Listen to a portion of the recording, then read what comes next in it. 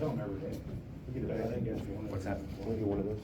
What, Packets. there's more on the back table back there, and there's some upstairs too I can give you after the class. Yeah, keep it up. All right, everybody, I'm gonna go ahead and get started. It's 10 o'clock. If somebody rolls in, that's no big deal. But the very first thing I want to say is thank you for being here, because the fact that you're sitting here tells me that you care about your trade.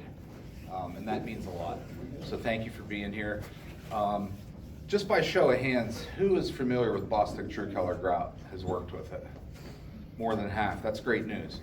I work for a company called Fierce Distributing, and we distribute Bostik materials, Bostik Grout. We don't manufacture. Typically, Brian Kelly, the manufacturer, is here, but I've been doing this for 9 years. This is the first year he missed because he had his daughter's wedding down in Florida, so that's kind of understandable. But we distribute Bostik, and we do a good job at it. We have an architectural representative. It used to be Jen Graham. We have a new girl, Kelly. They do a great job getting out to the architectural community and talking about this. The folks at UPMC, AHN, the airport people, and they spec it because, trust me, I'm not just saying this because it's my product. Next, leave epoxies out of it. That's a whole other category. But for premixed grout, it is the highest stain and chemical resistance on the market. But I will be the first one to tell you, as an installer, I started out fetching tools, so I'm not your rep that never talks about something that's never touched it. I worked with this stuff. I can tell you it's not fun to use. It's really not. But for the end user, keep that in mind because of the stain and chemical resistance, especially a lot of the work that you guys and gals are doing, like UPMC, hospital environments. They want a very hygienic product. So that being said, it's the best for the end user. For us, it's not that easy to use. They did come out with a new technology though, and I was really excited to hear this morning. You had told me, man, many people said, hey, I love that stuff with the new bright blue lid, and that's the new formula for the True Color. So it is supposedly easier to clean, hence the language on the bucket. True Color with Easy Clean technology. The old stuff was a bugger, but this stuff is a little bit easier to clean. It's still not magic. If you get to the next day, there will be a haze, and I'd like to pass this around right now. In the past, I used to grout these, and I used to leave a ton of grout on it just to emphasize, how hard it is to clean off. But this year, I just cleaned it the way it should be cleaned the first cleaning. But I'm gonna pass it around. If you look at this, and those of you that worked with it, you're shaking your head, the shinier the towel, the more haze you're gonna notice. So if you look up in this area here, you can even try to wipe it off with your fingers. It ain't coming off. I grouted this yesterday about 8 o'clock in the morning.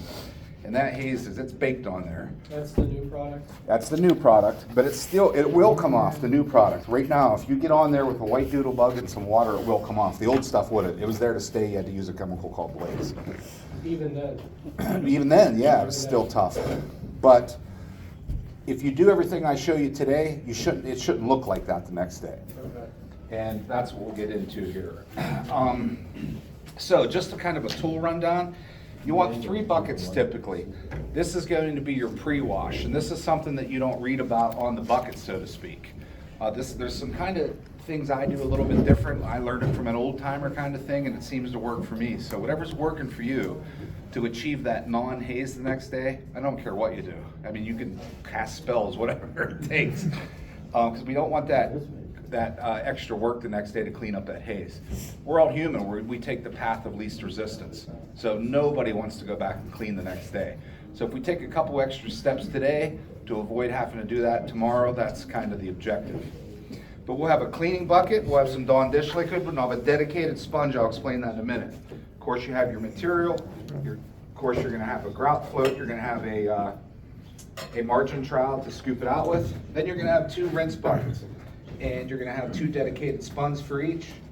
A microfiber towel, we'll get into that. Some blue Windex. It's gotta be blue because blue represents alcohol based. It can't be clear because the alcohol during the final clean, which we'll go over, will get any residual of that urethane haze. Yes, sir? Can I use Windex and vinegar? I don't know that, but as long as I've it's used it blue. on gloss. I know it works for sure on gloss, even on the old product. Like I said, if it's working, do it. Go right ahead. I've used them myself too. Okay. I've always been told blue because of the alcohol content, but if it's working, keep doing what you're doing. No, I wouldn't let it puddle in the joints or anything like that, and I wouldn't do that with this. Spray it, wipe it, yeah. Okay. but you need a Doodlebug microfiber towel, and then you do not need this, but I would recommend everybody always have a bottle in their work van or on the job site. This is an insurance policy if you miss something. We're all human, you're going to, especially when you have shiny towel. So the next day, if you did miss something, a spritz of this. I have contractors that buy it by 5-gallon units and they use it on every job. That's really not what it's designed for, you know. That's just an insurance policy, really. So, and thanks for raising your hand. Stop me at any time if you have any questions. I'll get you through this in probably 15 minutes, so it shouldn't be that painful, but I'm here for an hour. If anyone has any questions or wants to play with the grout, you're more than welcome. We have the room for an hour. So, that being said, and thank you, sir, for having me here today. I appreciate it as always. You're welcome. Um, Trying to learn. To start, we'll crack the bucket on the True Color. Now, if you remember, several of you have come up to me and said, man, you don't have all that white stuff you got to mix in. That's true. It has better retention. There is still some. If you look there, it's very, very minimal. It used to be you'd have about a 1-inch layer of white stuff, just like drywall compound. You'd have that clear liquid at the top. You have to reintroduce that because that's the urethane binder. That's what binds it all together and makes it hard, but it's also the part of the system that makes it stain and chemical resistance. Yes, Anthony? Do you recommend hand whipping that? Yes. Or can you use a low speed RPM drill? Very low speed you could. They don't want you to use a high speed because it's going to introduce unnecessary air into the mix. I know, I just wanted him to say it so he prefaces with air. Yeah, yeah. And again, I don't know if it tells you that on a bucket, but just as an installer, I've never had any problems. That's exactly what I do. I have a Right. drill. I don't bring it in here because the margin trowel is just as easy. Right. Kinda. But you just want to take your margin trowel and mix that in. Just introduce that white urethane binder into the mix. And like I said, with this, it's not like it used to be, and it's much more fluid. It's easier to work with. And I like the bucket too, just little things like most adhesive buckets or whatever. This one you just cut off. The old one, if you remember, you had to break your fingernails to get it off. This thing just pops right off. I mean, they really made some improvements to make it easier to work with. Okay, so I'll set that aside after I've mixed it. Now, this is the pre-treat. This is what you won't see on the bucket. Not necessary, just talk to you, you'd set up, you have a guy, it turns out great every time he doesn't use it, that's fine, and that's achievable, but this just makes it a little bit easier. But what you want to do, I have about 2 gallons of water, so about a squirt for every gallon. That's a lot. Wow. And then, well, this Generous squirt. this can get annoying because if you start getting too aggressive, you're gonna have suds flying out Yeah. everywhere. It's not gonna hurt anything, it just Right. kind of makes a I've mess. had that. But you just want to stir that to where it introduces into the water, it makes the water blue. And I'm not gonna, I'm not gonna have it soaking wet, and I'm not gonna squeeze it so it's puddling into the towel joints. All we're doing very lightly is I'm just going over the surface of the towel to make it moist. Can I still do that with a rag? I was just saying, Like, a lot of us microfiber Yeah. instead of a sponge. You can use anything as long as it's not leaving too much water where it's pulling in the joint. Right, okay. You don't want that. But all I did was just dampen that surface.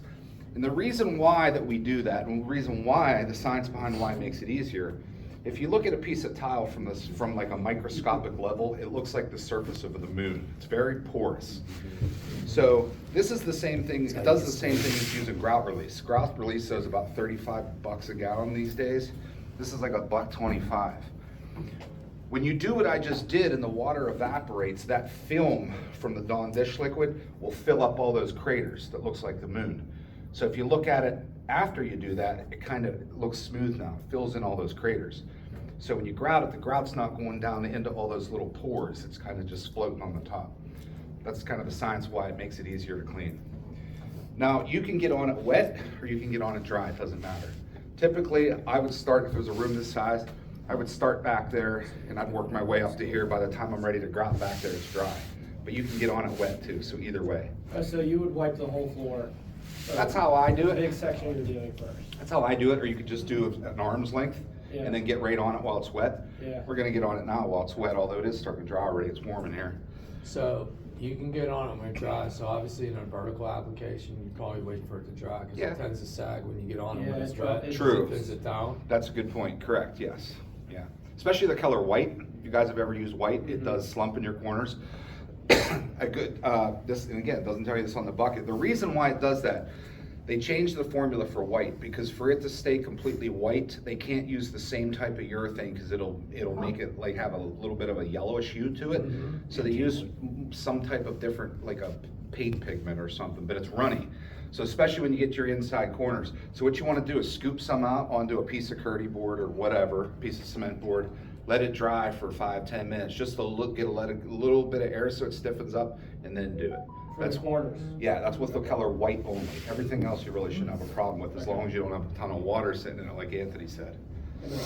So, but anyway, after you get it pre-treated like that, then you can go ahead and apply your grout. And I'm not gonna teach you guys and gals how to apply grout. I'm a carpet guy actually by trade. So I'm a sloppy grouter, don't make fun of me. The point is, you just want your joints filled up and consistent. So however you achieve that, that's up to you. A lot of manufacturers will tell you to go at a 45-degree angle. And again, I'm not here to teach you how to apply it, so just do whatever you're normally doing. As long as the joints are full, smooth, look pretty, that's what's important.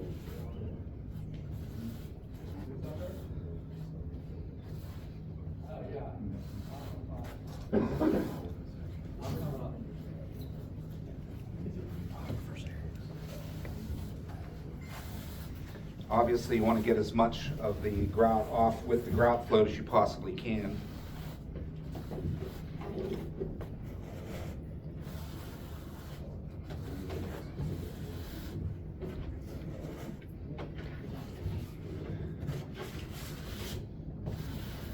Don't make fun of me, because yeah, I know I'd lose my butt because I'm slow. Carpet, different story. How's your knees? I'm not on them as much as you guys, but I used to be. I got off my knees full time. Carpet stretcher. It doesn't bother me, man. Everyone says that. You know, guys that do carpet hate tile, and guys that do tile hate carpet. I'm used to carpet, but there's nothing glorious or poetic about it. You know, it's about making money. Tile I enjoy doing because you make it look pretty and artistic. And my knees are good, but I got off my knees full time about 16 years ago. So anyway, after you get it, this is where I go at a 45, this is how I do it. My last cleaning with the grout float to get as much as I can off there. And kind of that's what it's going to look like. But this is where we do our first cleaning. And the most important thing that I tell you today is going to be the second cleaning. A lot of guys and gals will try to get it clean the first time. That's impossible to do, virtually impossible. Because you got to think, as I'm wiping, and water is not your friend during this step of the process. As I wipe and wipe and wipe, even though I think it looks clean, it's wet. So I don't see that clear urethane binder under the water. You're not going to see that until it dries. So essentially, as I'm wiping and wiping and wiping, my sponge keeps going across that grout joint, digging wet grout out and spreading that urethane binder. So even think it might look clean, trust me, it's not. That's why you have to do the second cleaning. That's the most important thing that I'll tell you today. So in your first cleaning, water is not your friend. So what you want to do is you want to wring out your sponge as best you can so that there's almost no water in it. See, when I fling it, it's not flinging water out. So this is damp only. And then your first cleaning, you're really not cleaning. We're tooling the joint. We're making it look pretty, but we're getting all that heavy granules and haze that I just showed you off the surface of the tile. So essentially we're cleaning it a little bit, but that's not the most important part of this process. We're just tooling the joint. All right. All right, thank you. So typically I'll do a little, like a 2x2 area here maybe. And then I'll flip the sponge. Do it a second time to get a little bit more of the heavy stuff off. Before you start wiping it, should you let it sit there for a little bit, or should you do it? Not on the first cleaning. I can wipe it right now, but again, water is not my friend. The reason I have two buckets here is the first bucket, I'm gonna kind of rinse, and if you could see up here, it's already cloudy just from me rinsing it that one time. So what I'll do is go to the second bucket and rinse it a second time. Now there's not much of a cloud there at all because most of the heavy haze came off that my first rinse. So what will happen after you're into it about 20, 30 feet or whatever, use your best judgment, you're gonna switch out these buckets, and then I'm gonna go and I only have to fill one up. So as you need to, this one starts to get cloudy, you just rotate it, and then each time you only gotta fill up one bucket. But when you, again, there's no water in this, it's just damp. So now what I'll do is I'll clean it one time. All I did was tool it the first time. Second time, I'm just gonna wipe once, flip it, move over, wipe it once. This is only to get as much of that haze and grout off as I can. It's not to try and get it completely clean. And I'll just complete that process until I have this small area done.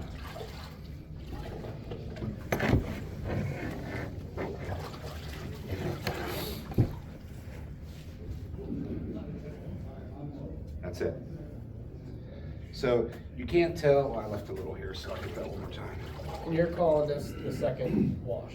This is the first, it's the Okay. initial cleaning, correct. Okay. I just applied the grout, and you do your first initial cleaning. Water is not your friend, but that's kind of what you can expect there. Now, it kind of looks clean probably for a lot of you looking at it back there, but trust me, there's urethane haze on that, a little bit of even heavier stuff here and there. But you can't see that urethane haze until it dries. I passed that piece around. When it dries, that's what it's gonna look like, it's there. So what we wanna do is we wanna grout long enough until it firms up in the joint. And that's gonna change depending on the ambient conditions. It's a little cooler down here, but if it's warmer, it's less humid, it's gonna set up faster. A general rule of thumb is about 40 minutes. I grouted this panel at about 9:45. A couple guys were down here, so they can vouch for that. And we got 1:15, so I might be out ahead of it a little bit, but it's dried enough, like that sample that I passed around, depending on the light, you can see that urethane's baked on there. But the reason you wait about that 40-minute is if the grout's still wet in there and I go to clean it the second cleaning, I'm still pushing around that wet ground, that urethane. You need it to cure in that joint long enough so that when I do my second cleaning, I'm not pushing that around anymore. Now I'm just actually cleaning the surface of the towel. And typically you can determine that if you push on the grout and it's firm and doesn't transfer your finger, it's ready. This could actually dry a little bit more, but I ain't gonna make you guys sit here and watch grout dry, so I'm gonna go ahead and clean it. But it's not sticking to my finger, but it's not quite as firm as I'd like it to be. It's moldable. Yeah, but we're gonna go ahead and clean it just so you guys understand it. But once it's firm in that joint, it's not transferring to your finger. It's still gonna be soft if you push hard on it, but if you know what I mean by being firm. If you initially push on it, it's not just, your finger's not gonna go right down in it. You're ready for your second cleaning. It's usually about 40 minutes. Now, you still don't want a ton of water, but it's not as important now. You can have more water now. But on your second cleaning is where you can wipe and wipe and wipe till you get it to your heart's desire. Because we're not spreading urethane around again. So same system, we'll still have the 2-bucket system. For my second cleaning, I would have obviously started out with 2 fresh buckets. But here is where you may or may not, depending on how much grout you left behind, you might want to use a white doodle bug. Again, not a ton of water, but all this is gonna do is cut through that heavy urethane if you left a lot on there. See, I had some that was a little heavy there. It just came off with the doodle bug.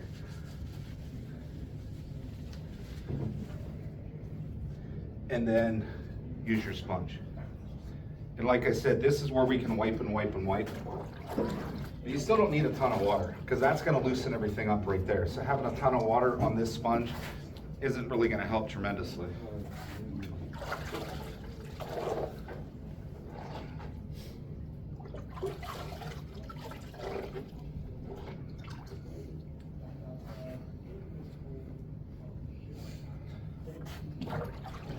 I'm gonna go over it one more time just because I'm a little bit more meticulous about it. You really shouldn't have to, but I'm gonna do it. Do I have to microfiber dry that after? Yes, and that's what I'm getting at.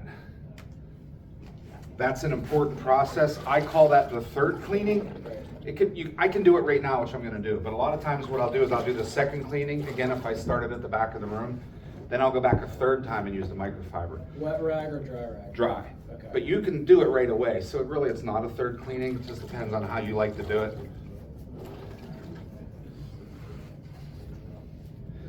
So I will do it right now, we'll call it part of the second cleaning, but again, I would do the second cleaning in a room like this, start back there, by the time I get up here, it's all dry, and then I can come back and do it as a third cleaning if you want. But Again, we already talked about the Windex, but I've always been told to use blue.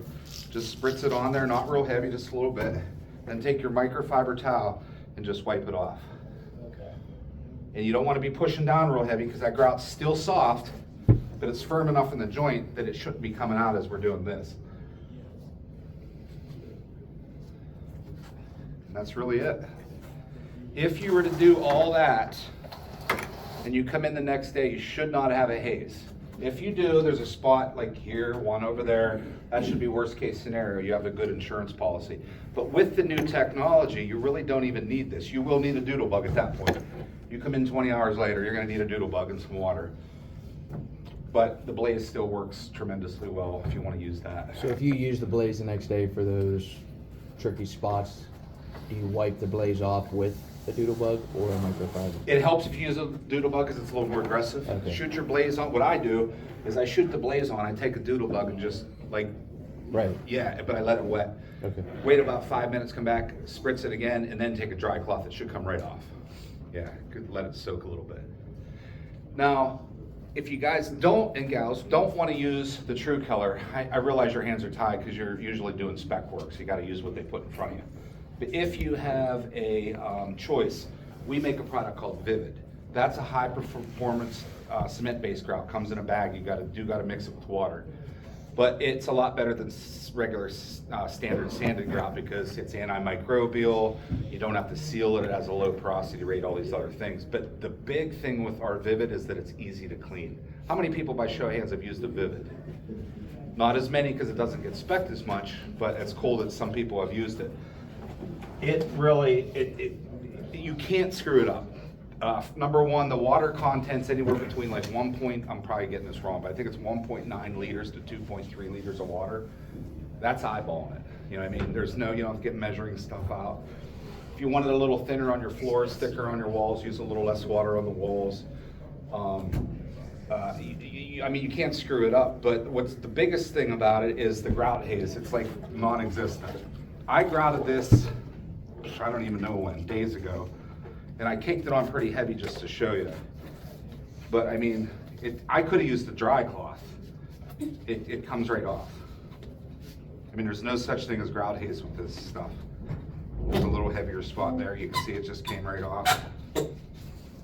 I mean, haze is non-existent. And the science behind that, I'll tell you, is because, and you had asked this earlier, when you get the grout packed into a joint, there's enough grout around it, it starts growing this spider web like this, and that's what makes it strong. When you only have a film on top of the surface, it's just a thin film, so those little spider webs can't really lock themselves. So when it dries and you can wipe it off real easy. Use the concrete example, just like concrete. If you get a chunk on the concrete slab, you gotta scrape it off with something. If it's just a film, it wipes right off with water. So it's the same technology. So we do have an alternative, the True Color, if you have any control over it, where it's not as hard to use. It's really installer formulated, whereas the True Color is more end user formulated. We just got to deal with it. But with the new technology making it easier to clean, it's not nearly as bad as it used to be. But if you follow all these steps that I showed you, trust me, you're not going to have the problems you had in the past. Yes, sir. Okay, so I want to talk about matte finish tiles because that's where all the headaches have came from my experience. Okay. So on the original True Color product on Bostic's website, it suggests what's it called? Grout release. Are you still recommending that for matte finish tile with the new product? Yes, and it'll tell you in those TDS sheets that are in front of you to use a grout release.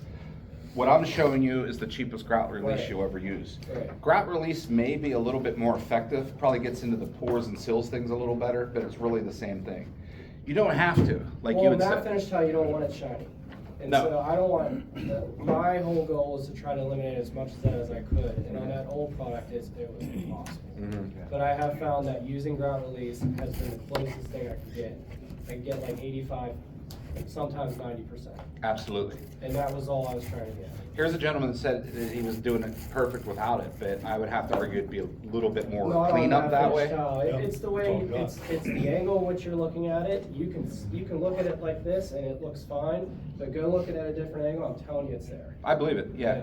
Yeah. The cleanup might be a little bit more aggressive. It just makes your life easier is Yeah. all it does. And I started out by saying we're all human, we take the path of least resistance. That grout release is gonna make your job a lot easier. Yeah. But at $40 a gallon versus $1.25, depends on what you wanna use. But if you use one of the two, it's gonna make your life easier. Okay. Good point. I have a question. Yes, ma'am. A lot of people say that you can use the urethane not in lieu of caulking, but that it's just as effective because it doesn't crack and it has some flexibility. Would you agree with that, or would you not stand by that? 100% agree with that, but I can't go what the Towel Council of North America tells you. I understand. They tell you at any change of plane that you have to use a soft joint, which is a matching silicone or a Schluter profile. But in your experience, if you've done that, it's held up? Yes, yes. The reason why is because of the urethane makeup in this. Acrylic caulking, I'm not knocking my competitors, I'm just being honest about the chemical makeups. Most of them will have an acrylic makeup, they're premixes. We're the only ones on the market with the urethane. Acrylic is the caulking you put around your tub, around your windows. What happens in a year or two? It always cracks out, right? Doesn't have very much movement to it. Silicone caulking has a little bit more movement. Urethane caulking is the stuff you see outside at the mall on the sidewalks, that big gooey stuff in between the control joints. Right. So you can tell urethane has more movement to it. So typically, when you grout an inside corner, you won't get that crack. But it's not magic. If you have like massive movement, it'll probably still crack.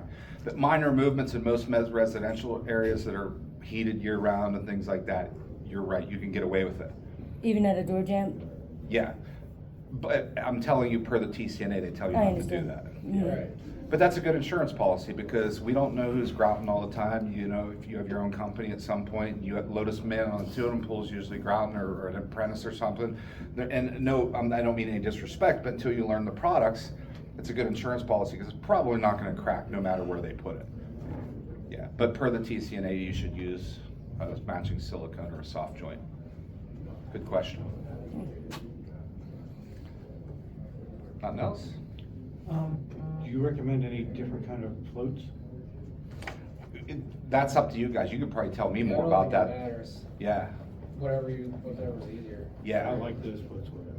This one's a little harder, the one that I used. It's firmer. I don't even know where it went. On the floor? Oh, it's on the floor on the bucket. Oh, okay. This one's a little firmer. They call this an epoxy float. I don't know why. I'm a carpet guy again, so I could learn that from you guys. I like the softer ones actually, but I noticed they wear out faster. I've been using mine for 4 months now, on epoxy, on this. The softer rubber one. Yeah, I like them better. They just feel nicer under. Yeah. Let Cuts me, better. I got a question. Does it?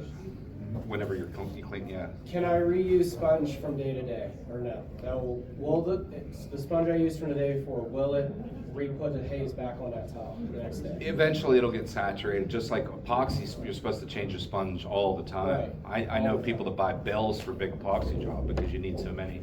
They blow up, yeah. Yeah, eventually you can't keep up. But that's what's the nice about the 1-2 bucket thing, because this is gonna take most of your urethane out of the sponge. Second one's gonna clean it, but at some point it will get saturated. Yeah, I would probably, on a job this size, go through 2 sponges. Okay.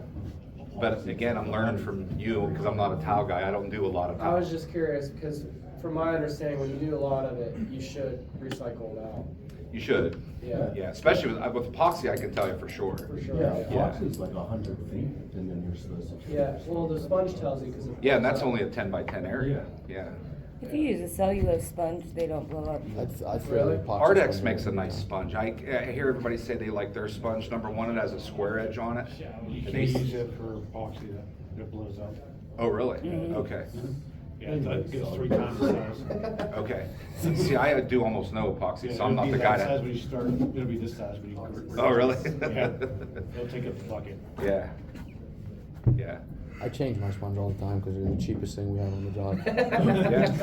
Good answer. You told me that too. Yeah, it is. No, that's the true. cheapest thing we have. Like it's a sponge. Like, I'm not Yeah. emotionally attached to said sponge. So. If you buy it by the bill, it's Each really one each cheap. wipe. Did you ever see a Right, bill of right. sponges? When you open it up, it's, Yeah, yeah. that's how we buy it.